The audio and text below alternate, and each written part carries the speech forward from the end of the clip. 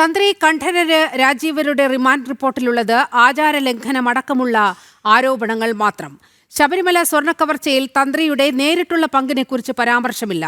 തന്ത്രി സാമ്പത്തിക ലാഭം ഉണ്ടാക്കിയതായി അറസ്റ്റ് നോട്ടീസിലോ റിമാൻഡ് റിപ്പോർട്ടിലോ ഇല്ല. ഉണ്ണികൃഷ്ണൻ പോറ്റിക്ക് സ്വർണ്ണപ്പാളികൾ കൈമാറുന്നതിന് തന്ത്രി അനുവാദം നൽകിയെന്നും ഗൂഢാലോചനയിൽ പങ്കുണ്ടെന്നും SIT, സ്വർണ്ണക്കവർച്ചയിൽ സാമ്പത്തിക ലാഭം നേടിയത് ആരൊക്കെയെന്നുള്ള കാര്യങ്ങളിൽ അന്വേഷണം വഴിമുട്ടി നിൽക്കുകയാണ്.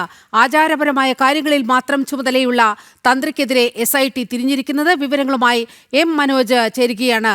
മനോജ്, വളരെ ആകാംക്ഷയോടെയാണ് റിമാൻഡ് റിപ്പോർട്ട് കാത്തിരുന്നത്.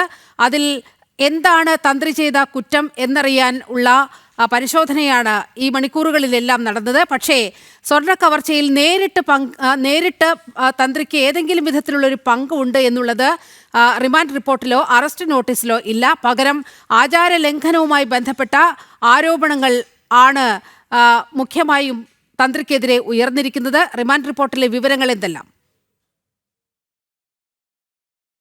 അപ്പോൾ അതിൽ ആചാരലംഘനം അടക്കമുള്ള ആരോപണങ്ങൾ മാത്രമാണുള്ളത്. അതായത് ഈ ശബരിമല സ്വർണ്ണക്കവർച്ചയുമായി ബന്ധപ്പെട്ട് തന്ത്രിയുടെ നേരിട്ടുള്ള പങ്കിനെ പറ്റിയിട്ട് ഒരിടത്തും പരാമർശം ഇല്ല എന്ന് തന്നെ നമുക്ക് കാണാൻ സാധിക്കും. അതോടൊപ്പം തന്നെ തന്ത്രി ഗൂഢാലോചന നടത്തിയെന്നും ഈ മൗനാനുവാദം നൽകിയെന്നും ഒക്കെയാണ് ഇതിൽ പറയുന്നത്. ഈ ശബരിമല ദ്വാരപാലക പാളിയുടെയും കട്ടിളപ്പാളിയുടെയും കസ്റ്റോഡിയൻ ഈ തന്ത്രി അല്ലെന്ന് പ്രതിഭാഗം അഭിഭാഷകൻ നമ്മളോട് വ്യക്തമാക്കിയിരുന്നു. ഇത്തരത്തിൽ ഈ റിമാൻഡ് റിപ്പോർട്ടിൽ പറയുന്ന കാര്യങ്ങൾ കാണുമ്പോൾ അത് വിചിത്രമായി തോന്നുന്നുവെന്നുമാണ് അദ്ദേഹം പറയുന്നത്. എന്തായാലും ഇത്തരത്തിലുള്ള ആരോപണങ്ങളും ആവശ്യങ്ങളും SIT ഈ റിപ്പോർട്ടിലൂടെ അതോടൊപ്പം തന്നെ കോടതിക്ക് സമർപ്പിച്ചിട്ടുള്ള അറസ്റ്റ് മെമ്മോയിലടക്കം ഈ കാര്യങ്ങൾ പറയുന്നു എന്നുള്ളതാണ്. ഈ തന്ത്രിയുടെ ഫോൺ SIT കസ്റ്റഡിയിൽ എടുത്തിട്ടുണ്ട്. അതോടൊപ്പം തന്നെ ഈ സാമ്പത്തിക ഇടപാടിൽ അന്വേഷണം വേണമെന്നും ഈ തന്ത്രിയെ ചോദ്യം ചെയ്യേണ്ടത് അനിവാര്യതയാണെന്നും ഒക്കെയാണ് SIT ആവശ്യപ്പെടുന്നത്. ഈ കേസിൽ ഉൾപ്പെട്ട മറ്റ് പ്രതികളുടെ പങ്കിനെ കുറിച്ചുകൂടെ അന്വേഷിക്കണമെന്നും ഈ ദേവസ്വം മാനുവൽ പ്രകാരം തന്ത്രി ക്ഷേത്ര ചൈതന്യം കാത്തു സൂക്ഷിക്കാൻ ബാധ്യസ്ഥരാണ്.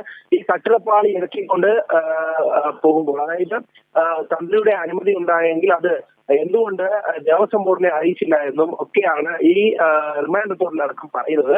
ഉണ്ണികൃഷ്ണൻ പോറ്റിക്ക് ദേവസ്വം ബോർഡ് നിർദ്ദേശപ്രകാരം പാളുകൾ നൽകിയപ്പോൾ തന്ത്രി അതിനെ തടഞ്ഞിട്ടില്ല എന്നുള്ളതാണ് പ്രധാനമായും ചൂണ്ടിക്കാണിക്കുന്നത്. അത്തരത്തിൽ ഈ തന്ത്രിയുടെ ഭാഗത്ത് നിന്ന് ഇങ്ങനെ ഇടപെടൽ ഉണ്ടായിട്ടില്ല, അല്ലെങ്കിൽ ഈ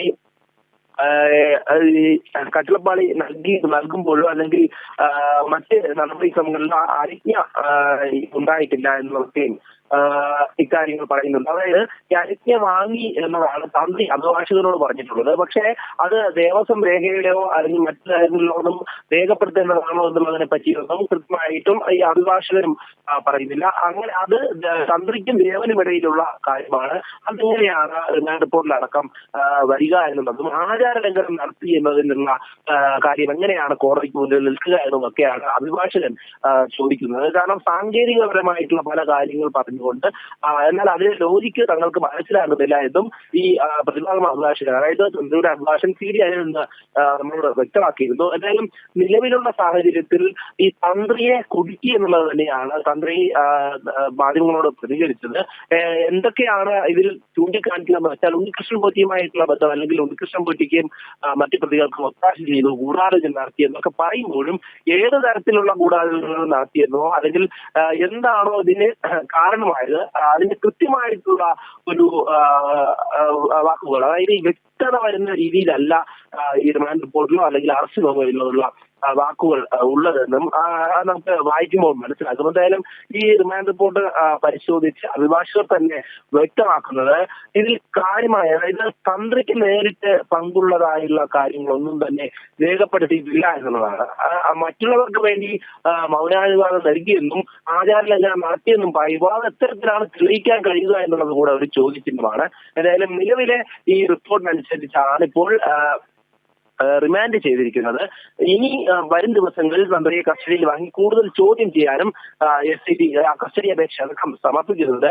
എന്തായാലും ഈ തന്ത്രിയുടെ അറസ്റ്റ് അത് ഏത് രീതിയിലാണ് എന്നുള്ളതിനെ പറ്റി കൂടുതൽ പരിശോധിക്കേണ്ടതുണ്ട്. കാരണം അന്വേഷണത്തിന്റെ ഒരു ഗൗരവമായിട്ടുള്ള ഘട്ടത്തിൽ അത് എത്തരത്തിലാണ് ഇങ്ങനെ ഡൈവേർഷൻ ആയത് എന്നുള്ളതിനെ കുറിച്ച് അഭിഭാഷകരടക്കം ആശങ്ക പ്രകടിപ്പിക്കുന്ന ഒരു സാഹചര്യം കൂടിയാണ്. കാരണം മന്ത്രിമാരെ അടക്കം ചോദ്യം ചെയ്ത SIT സംഘം ഈ മന്ത്രിമാർക്കെതിരെ അടക്കം മൊഴി ലഭിച്ചിട്ടുണ്ട് എന്നുള്ള വിവരം നേരത്തെ തന്നെ പുറത്തു വന്നിരുന്നു. അത്തരത്തിലൊരു സാഹചര്യത്തിൽ അവരിലേക്ക് മറ്റു നടപടികളിലേക്ക് കടന്നിട്ടില്ല എന്നുള്ളതാണ് ഇതിൽ പ്രധാനപ്പെട്ട കാര്യം. അതായത് അതെ മനോജ്, രാഷ്ട്രീയ നേതൃത്വത്തിലേക്ക് ഒരു അന്വേഷണവും ചെന്നെത്താതെ ഇപ്പോൾ തന്ത്രിയിലേക്ക് അന്വേഷണം ചുരുക്കുകയാണോ എന്നുള്ള സംശയം കൂടി പുറത്തു വരുന്ന ഘട്ടമുണ്ട്. റിമാൻഡ് റിപ്പോർട്ട് അതുകൊണ്ട് തന്നെ വളരെ ശ്രദ്ധേയമാണ്. ആചാര ലംഘനമാണ് തന്ത്രിക്കെതിരെ ഏറ്റവും അധികം ആരോപണം ആയി ഉന്നയിച്ചിരിക്കുന്നത് പ്രത്യേക അന്വേഷണ സംഘം.